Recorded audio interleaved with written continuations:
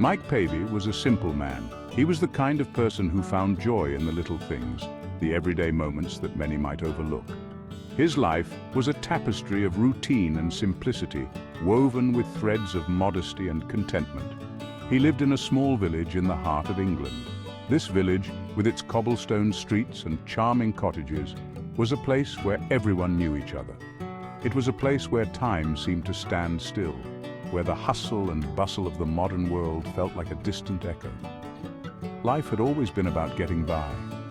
For Mike, it was about making ends meet, about finding satisfaction in the simple act of living.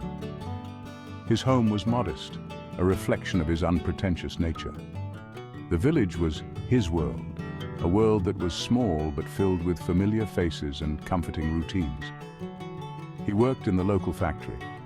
The factory was a place of hard work and camaraderie, where the clanging of machines was a constant backdrop.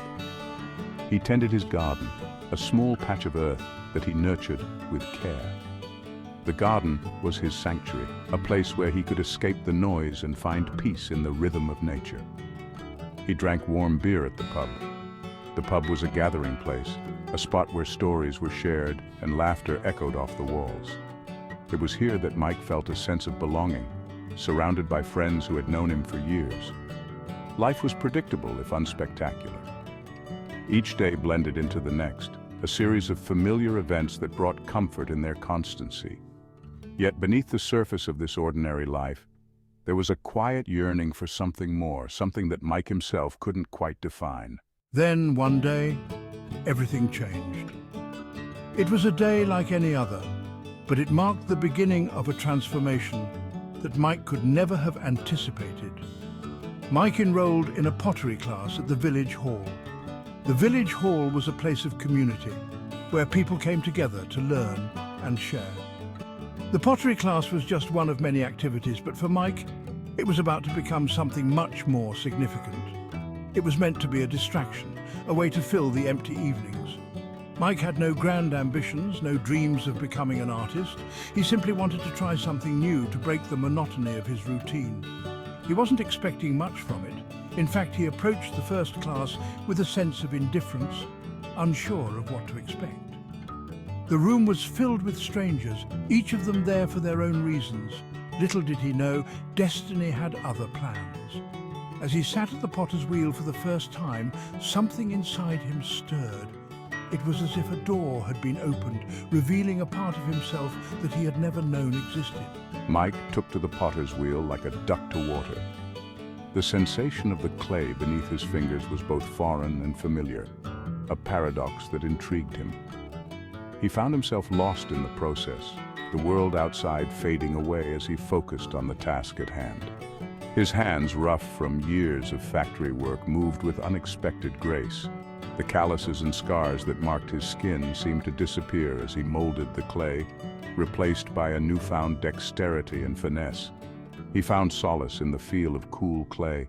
The tactile experience was soothing, a balm for his weary soul. Each movement was deliberate, each touch a connection to something deeper. Shaping it felt natural, instinctive. It was as if he had been doing it his whole life, as if the knowledge had been lying dormant within him, waiting for the right moment to emerge. There was an undeniable spark in his creations, a hint of something extraordinary. Each piece he crafted was unique, a reflection of his inner world. The shapes and forms that emerged from the clay were unlike anything he had ever seen. The other attendees marveled at his work. They saw in his pieces a raw talent, a potential that was just beginning to be realized. Their admiration was a source of encouragement, a validation of his newfound passion. There was a certain energy to his pieces. It was an energy that drew people in, that made them want to reach out and touch the smooth surfaces, to feel the life that seemed to pulse within the clay. A local shopkeeper even bought a vase, convinced it brought good luck. The shopkeeper's belief in the power of Mike's creations was a testament to their impact, a sign that they were more than just objects. They were vessels of something intangible.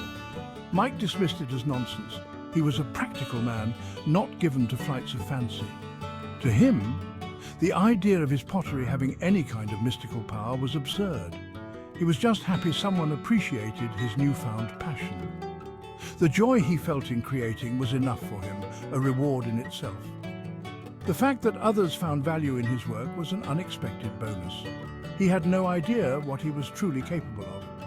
As he looked out of the window, lost in thought, he couldn't help but wonder where this new path would lead.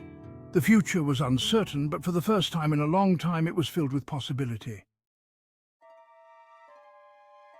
Word spread about Mike's pottery. It started as a whisper, a quiet murmur among the villagers, but soon it grew louder, more insistent. People couldn't stop talking about the incredible pieces Mike was creating. It wasn't just their simple beauty. Each piece seemed to hold a unique charm, a certain allure that drew people in. The intricate designs, the smooth finishes, and the vibrant colors were unlike anything they had seen before. People claimed his creations brought positive changes to their lives. They spoke of newfound happiness, unexpected prosperity, and even miraculous healings. It was as if the pottery had a life of its own, a magical essence that touched everyone who came into contact with it.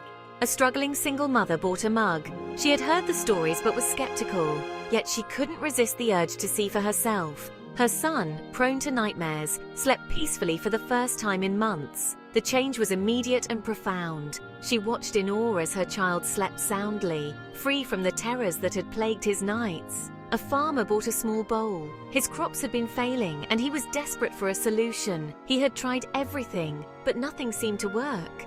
His crops, ravaged by disease, suddenly flourished. The transformation was nothing short of miraculous. The once barren fields were now lush and green, teeming with life. The farmer couldn't believe his eyes. Mike initially laughed off these stories. He was a practical man, grounded in reality. The idea that his pottery could have such effects seemed absurd to him. He attributed them to coincidence, to people's desire to find hope. In a world full of hardships, it was natural for people to cling to anything that offered a glimmer of positivity. But as the stories accumulated, doubt crept in. He couldn't ignore the mounting evidence. The sheer number of testimonies was overwhelming. Could there be something more to his work than he had ever imagined? He himself felt a strange energy when working with clay, a warmth that spread from his hands to the core of his being. Could it be? This sensation was unlike anything he had experienced before. It was as if the clay was speaking to him, guiding his hands, infusing his creations with a mysterious force. Could his pottery truly be imbued with something magical? The thought both thrilled and terrified him. He had always seen himself as a simple craftsman, but now he wondered if he was something more. One evening, Mike's wife, Sarah, confided in him.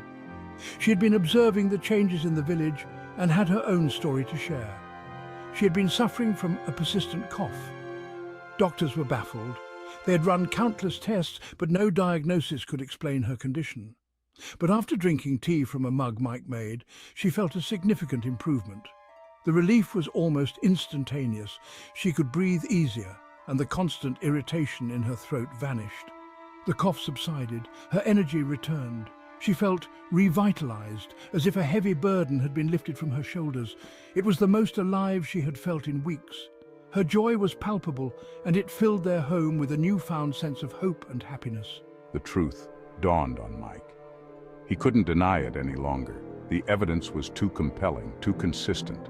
His pottery was special, and it was making a real difference in people's lives. His pottery wasn't just clay and glaze. It was a conduit for something extraordinary. Each piece he crafted was a vessel for a mysterious energy, a force that seemed to transcend the physical world. It was a conduit for something extraordinary. The glow, the warmth, the inexplicable sense of peace that accompanied his creations. It all pointed to a deeper truth. He had stumbled upon something magical, something powerful.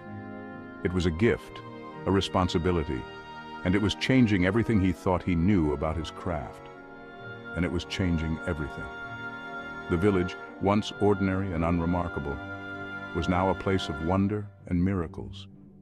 People came from far and wide to experience the magic of Mike's pottery, and in doing so, they found hope, healing, and a renewed sense of purpose.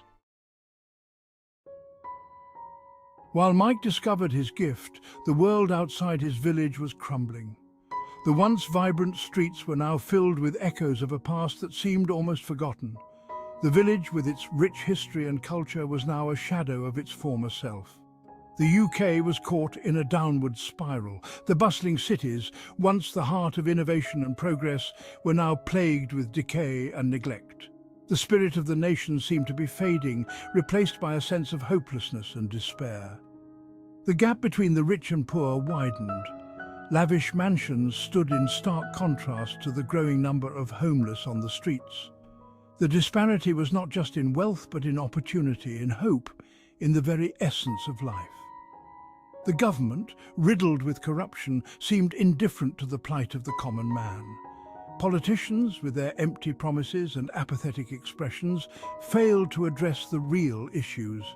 People were losing hope, feeling abandoned by those who were supposed to lead them. Newspapers were filled with stories of despair. Unemployment was rampant.